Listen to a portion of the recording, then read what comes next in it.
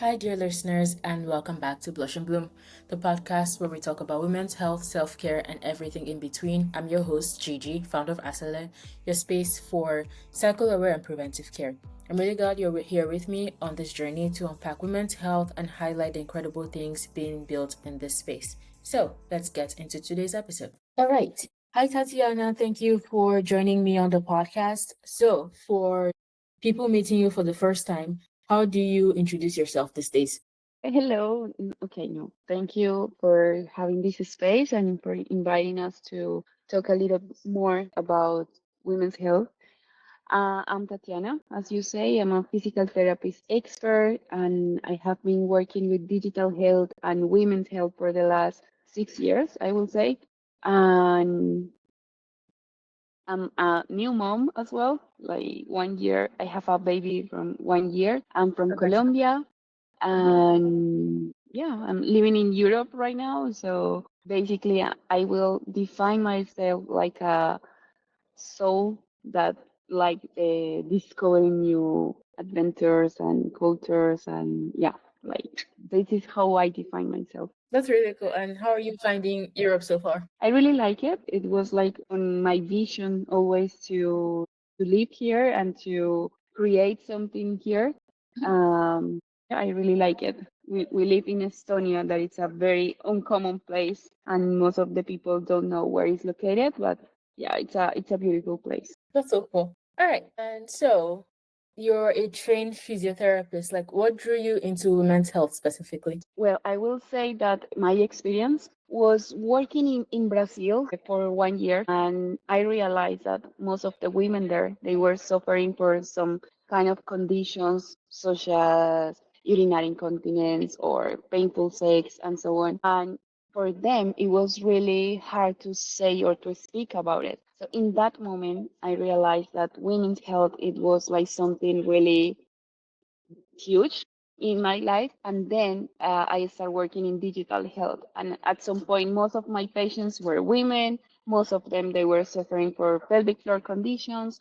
And yeah, at some point, I ended up working with women's health. And after like 6 months working with women's health, I got pregnant, and everything makes more sense when you are experiencing the real symptoms, the real moments, like when you are talking with the patient, it's not the same when you are living the experience that they are talking about. So I will say that this is like how I ended up loving this field, and how I really find like women's health very passionate, because it's like something that we never talk about it, and it's huge. It's like, okay, like why people is not talking about this, and why doctors are not telling us something about our bodies or our health or our hormones. And yeah, I will say like there is a lot of unknown stuff that I realize it's very important, and that's how I ended up working in this field specifically. That's so cool and congratulations. And it does make sense that you're able to empathize more with your clients since you actually have the experience now. So that's really awesome. So what was the first time you realized that pelvic floor issues were so common and so misunderstood? Yeah, well, this is a really good question, because outside of the hospitals, that of course it will be very common to hear about it. I was talking with some friends at some point, like drinking some beers, and we were outside like girls' night or something. And one of our friends, she was talking like, "Hey, no, but it's not normal for you when you are laughing, or when you are running or sneezing, that you leak or something, because for me it's normal. Like I leak every time that I jump or I make like a really strong movement." So when she said that, and I realized that this is more common than I thought. Like, okay, this is not just in the hospital and just women that they are talking about, but most of our, I will say, like small groups, we were suffering with this kind of conditions, like urinary incontinence or organ prolapse, constipation, for example, that is very common, but we never talk about it. Like we never talk with our friends or with someone that we don't know how to pee correctly, for example. Like who will teach you that?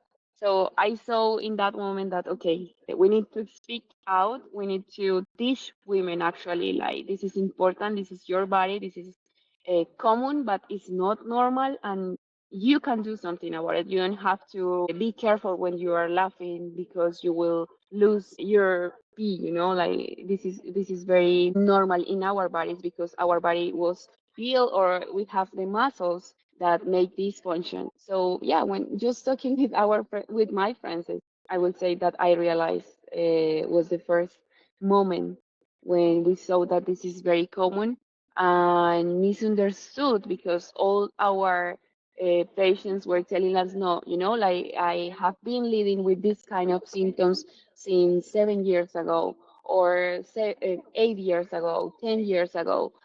All the doctors, they were saying, no, it's normal, you have to relax. Of course, you had a baby, so this is normal when you get pregnant. So they were normalizing our symptoms, or they were dismissing the symptoms. Even the doctors, the gynecologists, like, yeah, all the medical stuff, they were dismissing us. So yeah, I would say this is the first time we realized this. Like, in my experience, when I got pregnant, after postpartum, I felt like really alone in the recovery process, because any doctor asked me, like, okay, how are you? How is your body? Are you healing correctly? How do you feel? Nah, they just focus on the baby, and I was on the second page, like, okay, forget about it.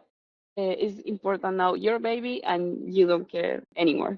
That sucks. Sorry to hear that. So I suppose like your experience is also what influenced you to continue pushing for your company. So can you tell us more about Evie or Evie? I hope I'm pronouncing your company's name right. And who is it for? I will say like both, because we are from Colombia. So Evie outside, and Evie is in Colombian Spanish. So you're correct. So we are a startup. It's an app for women that are suffering with pelvic floor conditions. So basically, we help them to empower them with knowledge, with one-to-one physiotherapy sessions, with exercise, with educational content, so they can treat their pain, their symptoms that they have been suffering for a long period. And yeah, basically, you will resolve, or you will answer a short questionnaire about your pelvic floor health. We get your history and your clinical data, and after that, we book you an appointment with a physiotherapist, and she will make like an assessment in order to see, like, okay, how is your posture, how is your body, how are your habits, for example, because as I told you, like, we don't know how to pee, or how to go to the how to do it correctly. And we have been doing this so bad and so wrong for a like couple years, that this is getting actually worse, our symptoms. So yeah, we make this assessment, and after that we figure out like a treatment program for the next 3 months or 6 months. It depends your symptoms, and we help you with the exercise that you will do it at least 20 minutes at home or in whatever place you are. And they are so simple, so basic, but yeah, we focus like in order to train your muscles and your brain to get back to your normal status, or your normal pelvic floor health. And we make the follow-ups, of course. So you also will have like some follow-ups with the physiotherapist. So one of our different points here, it's like you're not alone on the app doing the exercise alone, doing the program alone, but you can have always contact with a real physical therapist expert in women's health. That's so impressive, and I love that you're basically like building what you wanted to see, the kind of support that you wanted to have, especially regarding this issue. So when you first started building out Evie, like what was the moment that made you think like, okay, I'm on the right path. This is very important. Well, at the beginning, I was the one having the calls with every patient. Like, okay, the discovery call it's like a 15 minutes call where you can assess your symptoms for free, just to know, okay, I'm crazy, or why doctors are telling me this is normal, and I am having pain during sex, for example. So every patient that was getting into the call, they were desperate for help. Like, you know what? I was looking for this for so long. No one gave me answers before. Now I can feel that I can get recover. I can feel better. And of course, after every program, every treatment, our patients report like 89% of reduction in their symptoms, like urinary incontinence, like painful sex, for example. They were like getting back into normal life or having a normal sexual life as well. So for me, in that moment, I was like, no, here we have something. We have to actually, like, it doesn't matter how hard it will be, but just focus on how these patients are recovering and how we are helping people that is desperate for help for more than 10 years. And our patients, they are from, I will say, like 20s to 50s to 60s years. So it's a huge gap, and we can help in every season you are. Like, even though if you don't have kids, like many of women, they don't have babies, but they are suffering this kind of symptoms as well. And we always think like this is for all people, this is for people with baby, this is for it is for everyone, but not for me, right?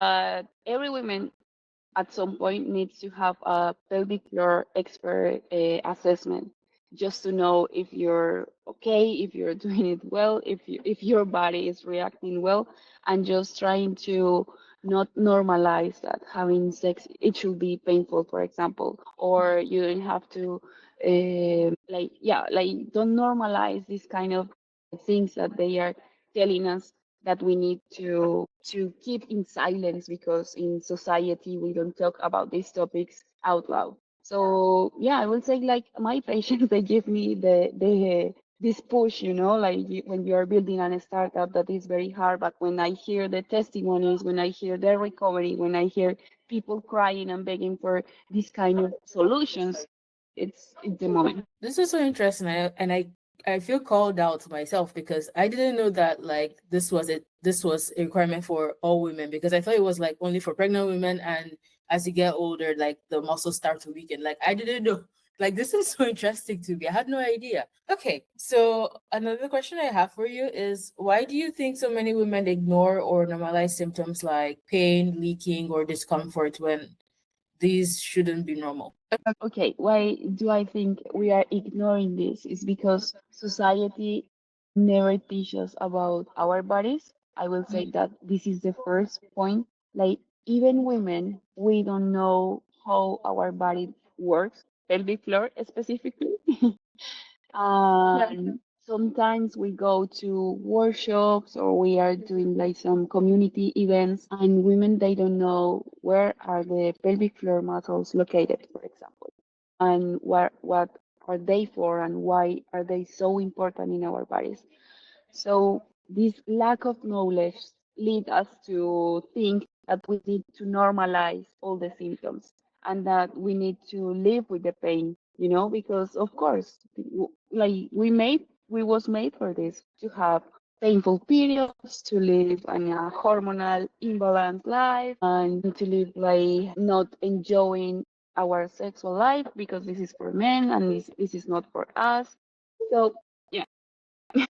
Okay. Thank you so much for sharing that. Like, this is also something I'm coming to learn as well, that like there's a lot of things that women just tend to stomach because we're taught that like you don't need to talk about this, or the pain is normal, so don't bother sharing about this or doing anything about it. So it's very important that I agree with you. Like it's important that we're having these conversations and educating ourselves on how best to live. Yeah, Okay. of course, because I will say that if we don't have these kind of conversations with our close friends or I don't know whatever, and trying to normalize, like, okay, how do you go to, I don't know how to explain it, but like we should have this kind of conversations with most of our girl, like mates, and trying to explain, okay, no, this is not normal. How it's for you? How do you feel it? How are you feeling after having a baby? Because like we keep this in silence and we keep it for years. like Mhm. 7 years, 8 years. You can imagine like having a really painful symptom and suffering in silence, suffering alone, and you go to the doctor and they say it's normal.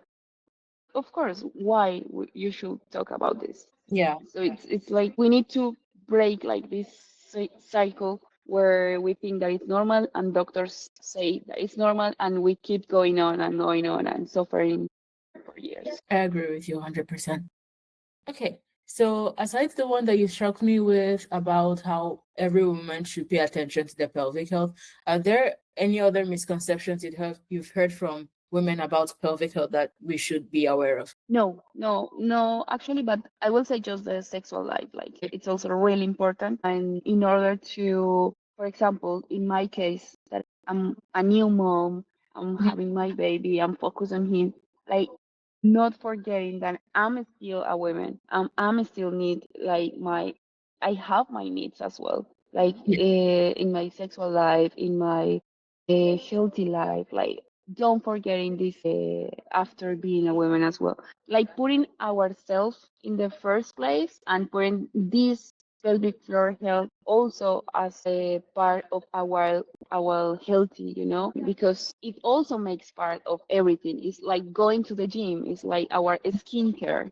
It's kind of topic that we transfer our daily life. Okay, so another question I have for you is that you've worked in hospitals before and now you're building out your platform. So has there been anything that's been surprising to you about this shift? I will say like the hardest part for me, that it's also something that I love, is like how many things about technology I have to learn in the past years. Because of course I was working in hospitals with real humans, touching every patient. So something really hard that I used to learn, it was understanding how to assess a patient in a real quality, that if I was in a hospital having my patient in front of me, right? So we work really hard on this, like trying to make a human touch, even though that we are technology, we want to keep this human side because we are working with a sensitive topic that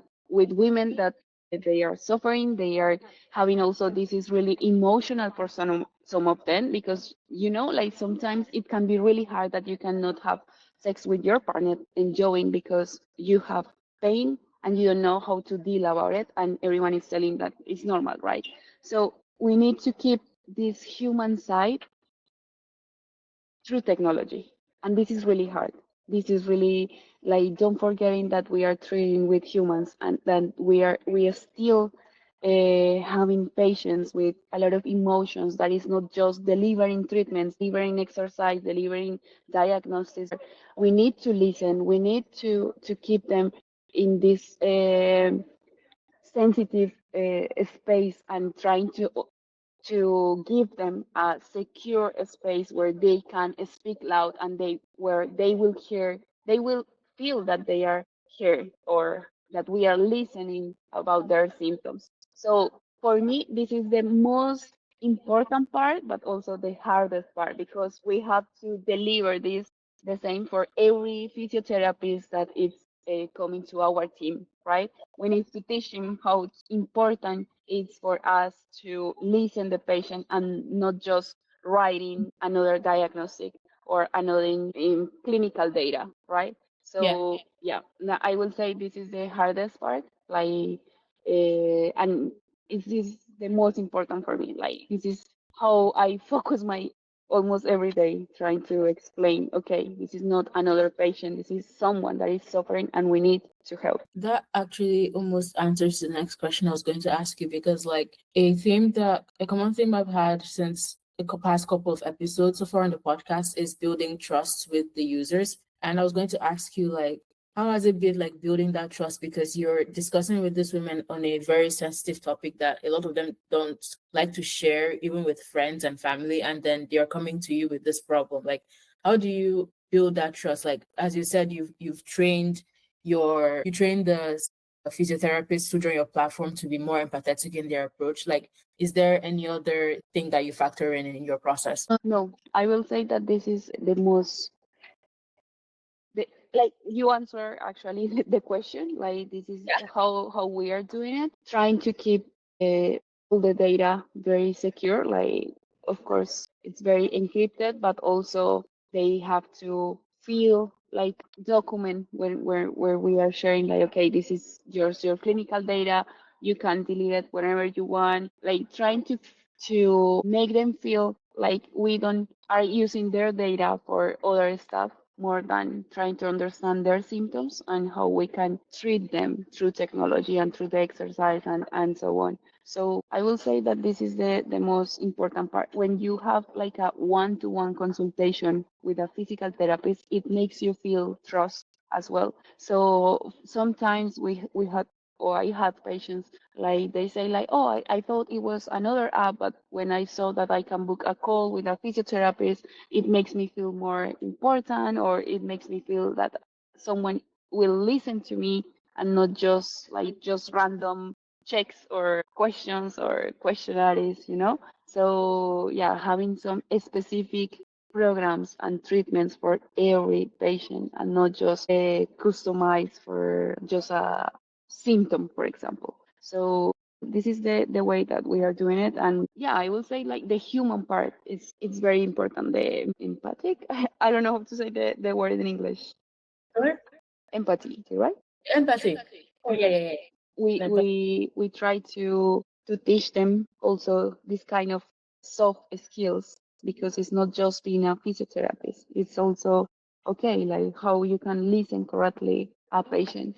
And actually we have like a chapter of one book that we are reading in Spanish, but it's um psychologist that she tells like when a patient or when someone that is having a lot of pain feels that someone is listening, you are relieving almost 89% of their pain. You know how important is this first call for we know how important is this first call for every patient that we have in our app. This sounds almost similar to there's this English quote. I think it's like a problem shared is a problem half solved or something. Something like that. Okay. Uh, yeah. Okay. So you're building your company in a space that investors often don't understand. Like, how do you navigate this? Yes, I would say that all the FemTech founders so, are navigating, is still navigating in this field, because we are still figuring out how to go through, because it's a new topic, Mhm. because it's something that men, for example, they don't understand. And we have a lot of investors that they say like, ah, yeah, my wife has that. Ah, yeah, my wife has babies. Of course, maybe she has something, but we don't know. So they don't feel this is important at some point. Sometimes it's very like frustrating. I will Yep. say it in my case, like okay, how we can explain them that even they have pelvic floor. Like you don't need to be a woman to have pelvic floor, but we are suffering more than you. So what we are doing is focusing in the people that understand the impact that we can do with our solution. We don't try to convince people about this. We try to teach and to show with our results, with our patients, and focusing in the ones that they really listen and care about it. And you were recognized by MIT as an innovator under 35. So what did that moment mean to you? Actually, it was really important because I was thinking to okay, should I quick or should I find another job, or what should I do here? Because yeah, at some point startups get stuck because we don't have like some results, or the results that we need to see in order to show investors or to show accelerators and so on. So for me, in that moment, it was really important because I saw that they were recognizing what we were doing. Like, Mhm. okay, you are doing something important for people and you are creating impact in Latin America that is it's not common. And in that moment, telemedicine and digital health, it wasn't a topic. It was like something very new in Latin America. Still we are still figuring out how to do it, because we are not that advanced that in Europe or US, for example. So yeah, it means a lot, not just for me but also for the whole team. okay, we need to keep going and we are doing something good. And yeah, just focus on the good. All right, awesome. And we are heading towards the end of the podcast, so I have a few questions left for you. So, what advice would you give someone who's dealing with pelvic floor issues but doesn't know where to start? Okay, this is really important. I will say first, don't normalize it. Like, don't keep it just for you and think that you are the only one suffering. So, trying to search help, trying to speak with some friends or, of course, with a specialist. But if you feel that they are not listening, like trying to don't give up and finding the right specialist. And of course, my advice it will be like fill out the questionnaire that we have on the app. It's for free. You don't have to subscribe, you don't have to download anything, but you will get a real diagnostic made for a physical therapist expert. So if you have some symptoms, urinary incontinence, painful sex, organ prolapse, or constipation, or you don't know if you're doing something right, or you just have a baby, you want to prepare for having a good delivery, for example, you are in your menopause. I don't know, like we have a lot of seasons in our lives that we can suffer of this. So just fill out the questionnaire, fill some the questions, and we will give you some answers and say, okay, you need like a specialized help. You can make this treatment through the app, or you need to see another specialist that actually know more about this kind of topic. Yeah, if you don't have answers, please just go through the test, and Mhm. we will give you some answers. Yeah, that's Awesome. for my side. I will leave a link to the test in the description and in the show notes for anyone who's interested to try the test. I think I would like to try it out and see. Yeah, nice. That would be very nice. Awesome. So, what advice? Okay, more like what's one thing you're learning or unlearning right now about the world that's shaping how you lead and you show up for your business? This is so beautiful because I'm in a transition in my life as well, like being a new mom and trying to understand like how to balance life and work and so on. Mhm. So I would say something important is focus on the good, like focus in the things that you are really passionate about it, and forgetting the things that you don't want to. I don't know how to say, but not to do, but like to overwhelm for, because sometimes we are focusing in like, okay, we are not growing, we are not doing the right things that we, I don't know, like you try to compare with other startups or with other founders, for example, and this is something that actually keep you back in your success.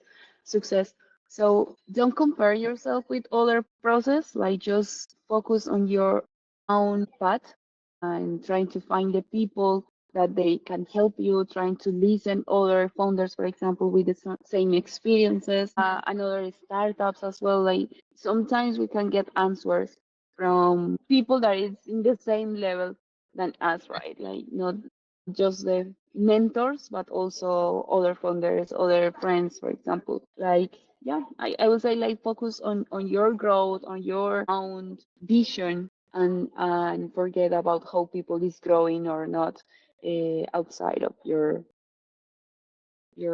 own company, for example, or startup. All right. Thank you so much for sharing that. So, final two questions. So, I recently introduced this thing where I ask, what would you tell 15-year-old you? Oh my God. Why are you introducing these questions? Because for me, 15 was like like one of a pivotal year for me, 2015, because I was 15 like 10 years ago, which is crazy. Also, I'm like, I wonder what life was like for other people when they were 15. I will say like no, actually just go as you are doing it right now. Dream really big. Like I used to dream to like I don't deserve as much as I'm having right now. So in that moment, I wish someone will tell me like, no, you can dream bigger than Mhm. you are doing it right now and have like a vision and never quit that vision. This is really important because at some point this is what will bring us again to life, because sometimes you want to quit, but then you realize that no, I have this dream in my heart, and this is the reason that I'm doing it, not just because I want to have success or because I want to have money. That of course it will be the reward of what you are doing, but yeah, like don't forget that for me is the light that it will lead you every Awesome. Thank you so much for sharing that. And the final question I have for you is somebody who wants to like learn more about you and your work, where is the best place to find that information? maybe in our website or social media as well, but it's in Spanish.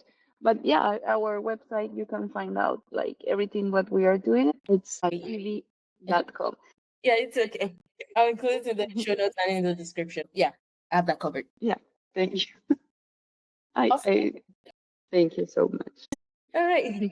Thank you so much for being on the podcast. I really appreciated that you joined us today and shared your experience. So I'm really grateful. Thank you for the invitation, and yeah, for sure, everything that I can help, I'm here to do it. Thank you. Hi again. Thank you so much for listening to this episode of Blush and Bloom. I'm so glad you joined me for this conversation. If you found it helpful, please share this episode with a friend or someone who might need it. Let's keep talking about women's health and working towards better outcomes for all of us. You can find more episodes and resources at www.acela.tech and check out our app at www.acela.health. And you can follow us for more updates on Instagram at acela.tech. Until next time, I'll see you in the next episode. Take care and bye bye.